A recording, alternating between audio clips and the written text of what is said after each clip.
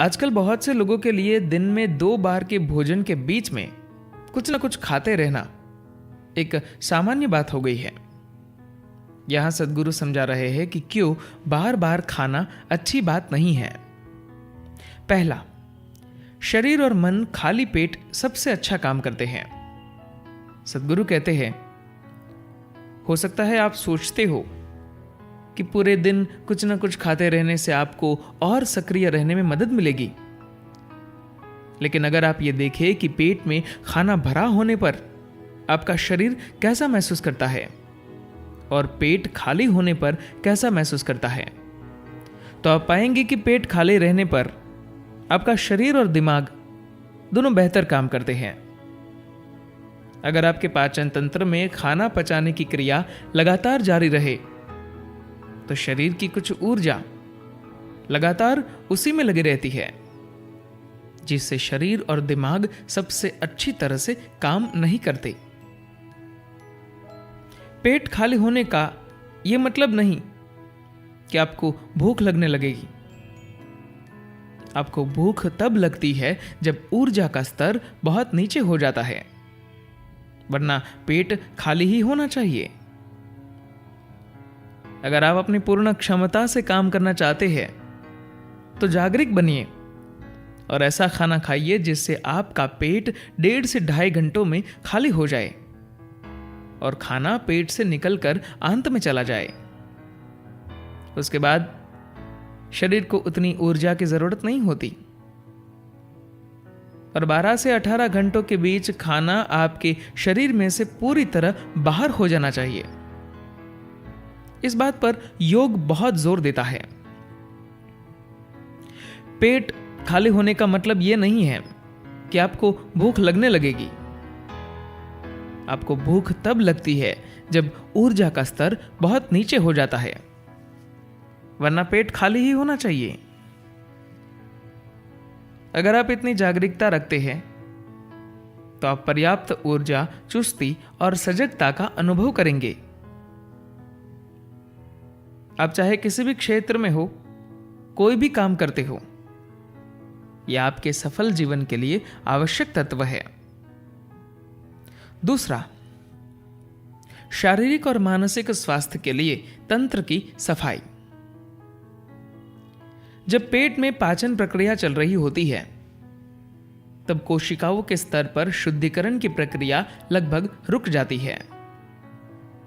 अगर आप दिन भर खाते ही रहते हैं तो कोशिकाओं में अशुद्धियां लंबे समय तक बनी रहती है, जो फिर एक अवधि के बाद शरीर में कई प्रकार की समस्याएं उत्पन्न करती है। आंतों से मल बाहर निकलने की प्रक्रिया भी तब सही ढंग से नहीं होती, क्योंकि बड़ी आंत में एक ही समय पर आने की बजाय अलग अलग समय पर कचरा आता ही रहता है। यौगिक व्यवस्था में हम ऐसा कहते हैं कि एक भोजन के बाद दूसरा भोजन करने में कम से कम 6 से 8 घंटों का अंतर होना चाहिए। अगर यह संभव न हो तो कम से कम 5 घंटों का अंतर तो होना ही चाहिए। अगर बड़ी आंत साफ नहीं रहती तो आप समस्याओं को न्योता दे रहे हैं। योग में यह कहा जाता है कि गंदी आंत और मनोवैज्ञानिक अशांति एक दूसरे से सीधे जुड़े हुए हैं। अगर आपकी बड़ी आंत साफ नहीं है तो आप अपने मन को स्थिर नहीं रख सकते।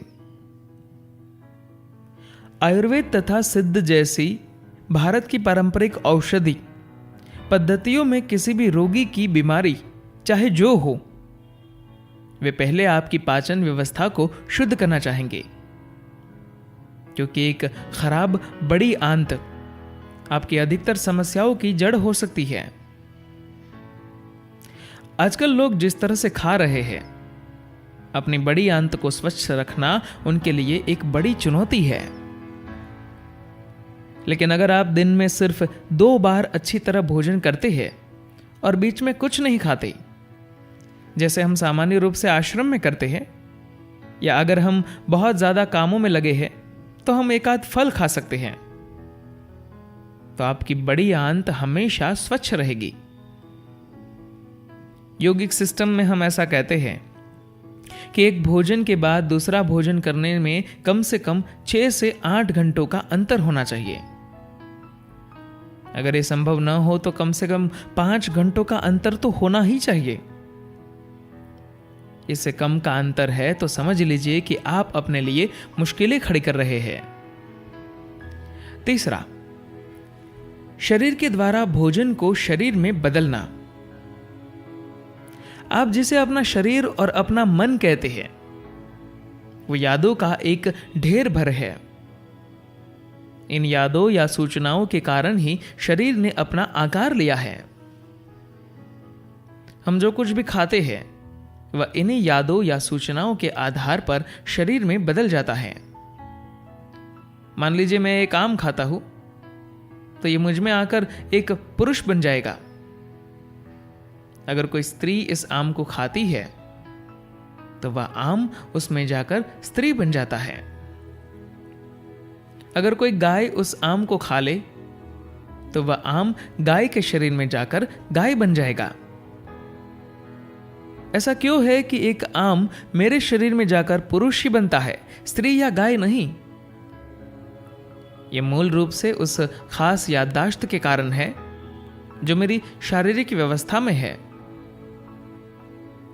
अगर आप शारीरिक रूप से बहुत ज्यादा सक्रिय है या आपका कोई चिकित्सकीय मामला है तो बात अलग है, वरना 35 साल की उम्र के बाद दिन में सिर्फ 2 बार भोजन करना निश्चित रूप से आपके लिए ज्यादा स्वास्थ्यप्रद होगा। और ऐसा क्यों है कि जब मैं आम खाता हूं तो इसका एक भाग मेरी त्वचा बनता है, जिसका रंग मेरी त्वचा के रंग का ही होता है। आपको अचानक मेरे हाथ पर आम के रंग का पैबंद नहीं दिखता। कारण यह है कि याददाश्त की संरचना इतनी ज्यादा मजबूत है कि मैं चाहे जो भी अंदर डालूं, मेरी याददाश्त सुनिश्चित करेगी कि वो मेरा रूप ही ले, किसी अन्य व्यक्ति का नहीं।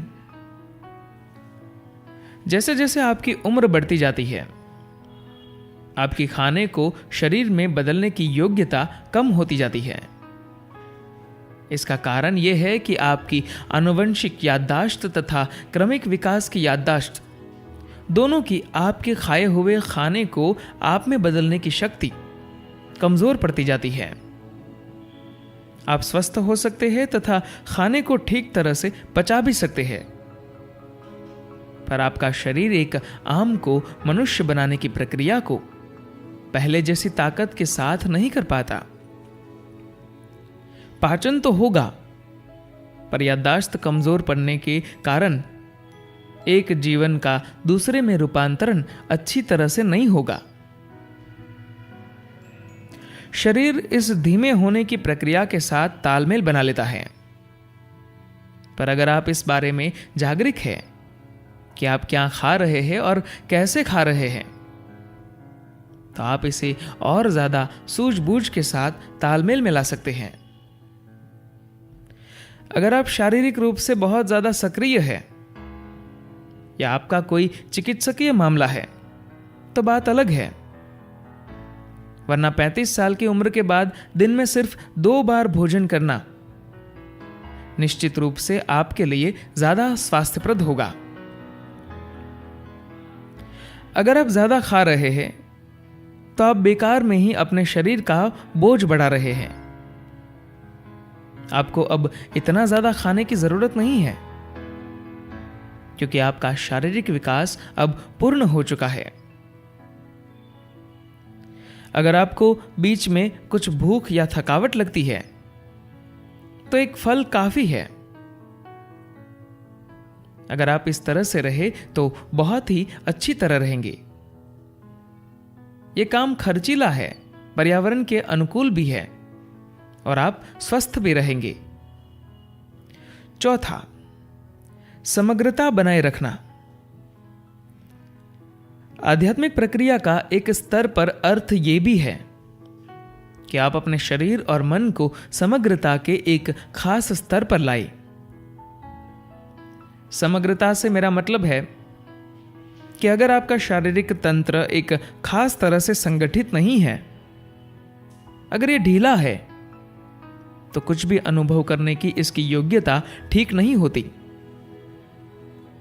चाहे कितनी ही महान घटना हो जाए, आप उसे चूक ही जाएंगे, कुछ भी अनुभव नहीं कर पाएंगे। इनर इंजीनियरिंग कार्यक्रम में इसलिए सब कुछ इस तरह से बनाया गया है कि आपके अंदर एक विशेष स्तर की शारीरिक तथा मनोवैज्ञानिक समग्रता बन सके और आपके अनुभव करने की योग्यता बढ़ सके। क्यों योगी या साधक दिन में सिर्फ 1 या 2 बार ही खाते हैं और बीच में कुछ भी नहीं खाते? कारण यही है कि वे अपने शरीर को किसी चीज के लिए खोलना नहीं चाहते। कुछ भी अनुभव लेने के लिए जो एकमात्र साधन आपके पास है वह आपका शरीर है। आप कहेंगे मन भी है, लेकिन वह भी शरीर ही है। बाहर का कुछ भी प्राप्त करने के लिए आपको अपनी शारीरिक समग्रता ढीली करनी पड़ती है। लोगों ने इस बात को ठीक से नहीं समझा है।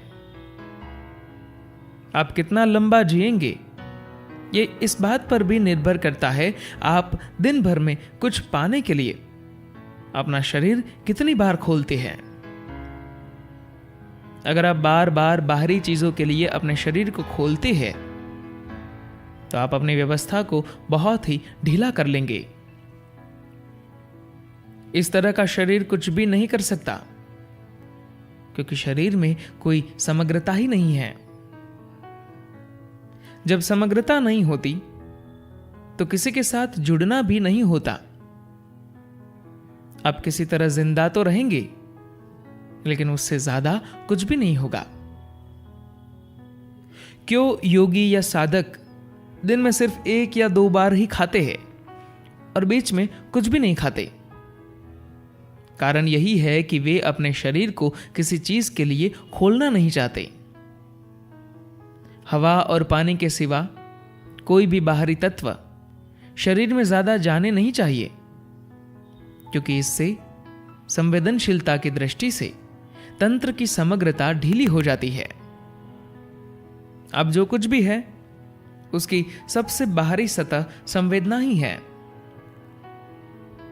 अगर आप अपने आप को बहुत संवेदनशील रखना चाहते हैं तो यह बहुत महत्वपूर्ण है कि आपके सामने आने वाली हर किसी चीज के लिए अपने शरीर को मत खोलिए। आपको जरूरत के अनुसार अच्छी तरह से खाना चाहिए, लेकिन दिन में बहुत बार नहीं खाना चाहिए। 5वां, मजबूरी से जागरूकता की ओर। साधना का एक भाग यह भी है कि जब आपको कुछ खाने की इच्छा हो तो उस समय आप न खाएं, जिससे भोजन के लिए आपकी बाध्यता या मजबूर करने वाली आदत दूर हो सके। न सिर्फ भोजन के लिए, किसी भी चीज के लिए खाना एक बहुत बुनियादी बात है। इसके ही आधार पर हमारे जीवन के बहुत सारे भाग हमारी बाध्यता या मजबूरी बन जाते हैं। आप जिस भी बात को अपनी मजबूरी समझते हैं उसके साथ यही करने की कोशिश कीजिए। आप जिस बारे में भी कुछ तुरंत करने को मजबूर होते हैं, बस 2 मिनट इंतजार कीजिए। आप में से बहुत से लोगों ने आश्रम में इस छोटी सी यातना को झेला होगा। भोजन का समय है, आप वाकई बहुत भूखे हैं और भोजन कक्ष में आते हैं। आपके सामने भोजन है और आप उसे जल्दी से हड़पना चाहते हैं, लेकिन लोग आंखें बंद कर रहे हैं और आह्वान के लिए हाथ जोड़ रहे हैं। इसके पीछे विचार यही है कि जब आप बहुत भूखे हो तब 2 मिनट और रुकिए। आप जिस भी बात को अपनी मजबूरी समझते हैं उसके साथ यही करने की कोशिश कीजिए। आप जिस बारे में भी कुछ तुरंत करने को मजबूर होते हैं, बस 2 मिनट इंतजार कीजिए। यह आपको मारेगा नहीं, बल्कि ज्यादा मजबूत बनाएगा। अपने शरीर में से उस मजबूरी को निकाल देना बहुत महत्वपूर्ण है। आपका शरीर और मन एक संयोजित रचना है। सभी तरह के पुराने संस्कारों ने आपके लिए कुछ आदतें बना दी है और वे आपको मजबूर कर देती है। अगर आप उन्हीं के अनुसार चलते रहते हैं तो इसका अर्थ यह है कि आप विकास करना नहीं चाहते। आपने निर्णय कर लिया है कि आपको उसी ढांचे में रहने में कोई परेशानी नहीं है। आप उस ढांचे को तोड़ना नहीं चाहते और नई संभावनाओं को खोजना नहीं चाहते। भोजन बहुत ही मूल एवं सरल बात है, लेकिन आप इसे कैसे संभालते हैं इससे बहुत फर्क पड़ता है। ये एक यात्रा है जिसमें आप ज्यादा जागरूक होकर काम करने के तरीकों की ओर जाते हैं। इस यात्रा पर आगे बढ़ने का तरीका है उस जानकारी से खुद को धीरे धीरे अलग करना जो पहले से ही आपके अंदर है, जो आप पर आपके भीतर से हुक्म चलाती है। बंधन बहुत अलग अलग स्तरों पर होते हैं, लेकिन सभी बंधनों का मूल आपके शरीर में है। इसीलिए आपको अपने शरीर पर काम करना पड़ता है। गौतम बुद्ध ने इस हद तक कहा था, जब आप बहुत भूखे हो और आपको भोजन की बहुत जरूरत हो, तब यदि आप अपना भोजन किसी और को दे देते हैं तो आप ज्यादा मजबूत बन जाएंगे। मैं उस हद तक नहीं जा रहा, पर मैं कह रहा हूं बस 2 मिनट रुकिए, यह आपको जरूर ज्यादा मजबूत बना देगा। धन्यवाद।